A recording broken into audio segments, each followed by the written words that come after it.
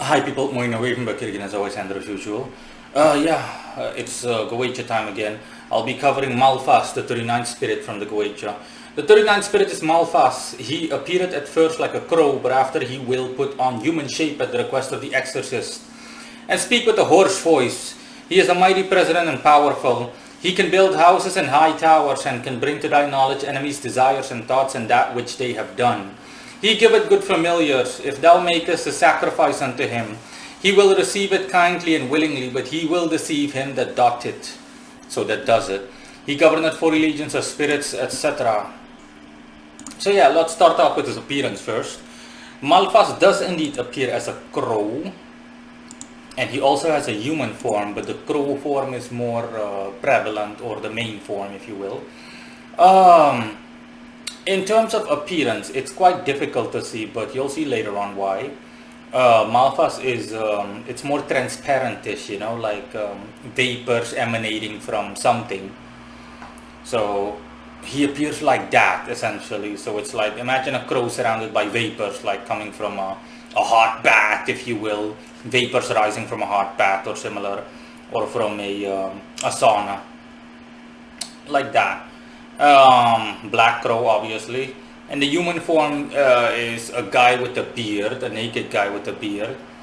Uh, Comparable physical characteristics such as ethnicity and whatnot is hard to define. It's just an average looking guy without any kind of distinguishable, converted to human standards, like features, like I said, ethnicity, etc. It's hard to say, honestly. But like I said, the crow form is more prevalent, honestly. The human form is more at the command of the exorcist. So in this case, me. Malphas is an egregore. He is a thought form that was created by a magician in the 9th century, specifically in Roman times, and that's the region he comes from. So, what was back then known as simply the Roman Empire. And the magician was above average in level of power. So, let's just say on a scale of 0 to 10 as 7.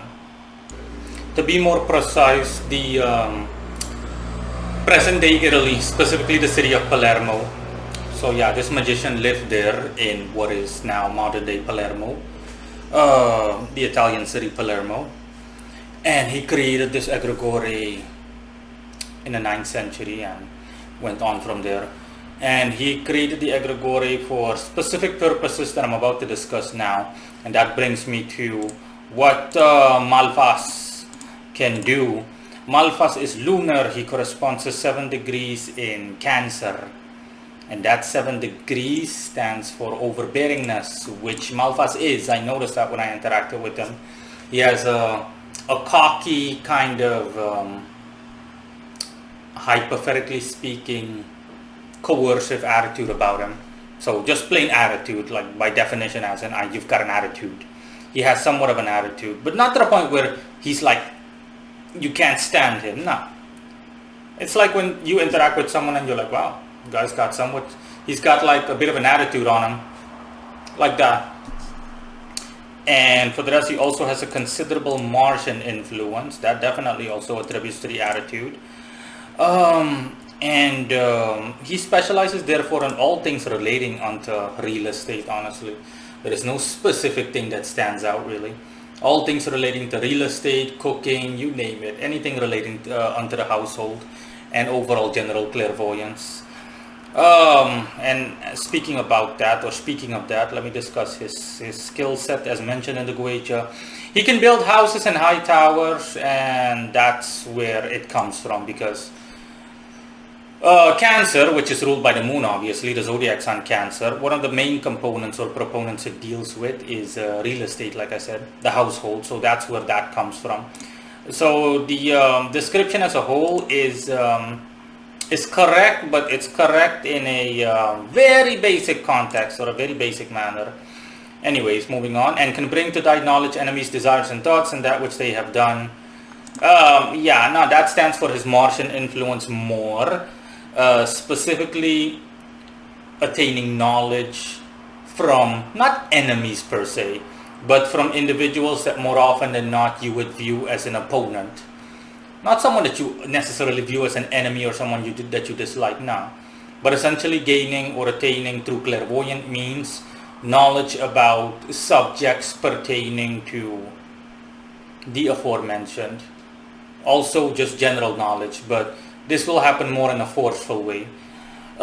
Because by default, Malphas works in, like I said, in an aggressive way, akin to his, akin to his personality, you know.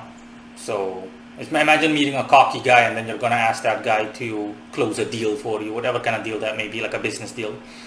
The guy's going to go about it in a cocky, in-your-face like manner with the aforementioned attitude about him, like that. He giveth good familiars, if thou makest a sacrifice unto him, he will receive it kindly and willingly, but he will deceive him that doubteth. Yeah, this is not literally true. He won't literally deceive you, it's just that Malphas has a tendency to play tricks on one's imagination, which I noticed, because he's the only spirit I think that I've ever met. Can't remember any other spirit, or he's at least one of the very few spirits that I've met that actually does stuff like that, to the point where it's like you're seeing stuff, you know. It's like he creates like hallucinations, if you will, that can play tricks on the mind. So obviously you need to stand strong in your shoes, so to speak, in order to deal with Malphas. Not that he poses a threat to you. Even a beginner can work with Malphas. It's nothing to do with that. It's just that you need to keep what I said in mind.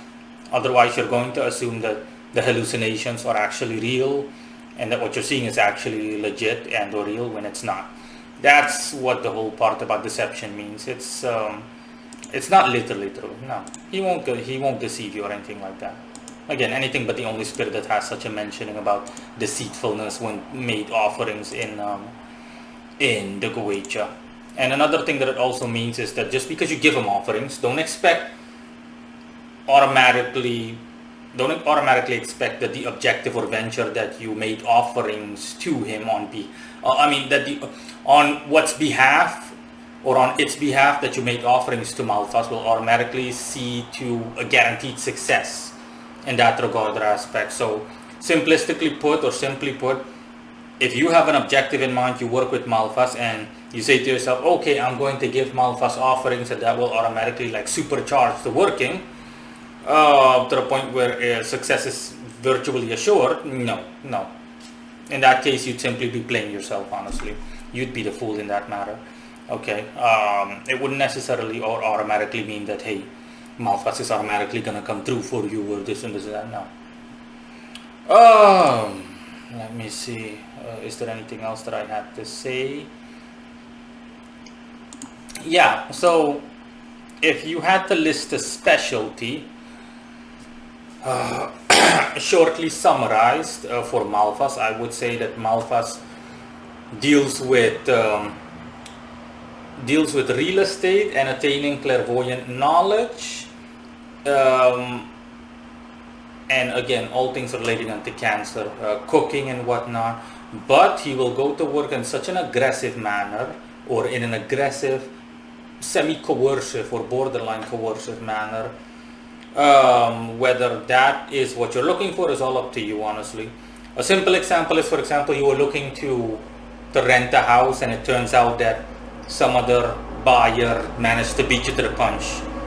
Then yeah, in a case like that, Malphas can forcefully remove, as a specialty, Malphas would be able to forcefully remove that buyer from the property, or cause some kind of discord between the buyer and the landlord in question, so the tenant and or the landlord in question, to the point where things play out in your favor and you end up getting it.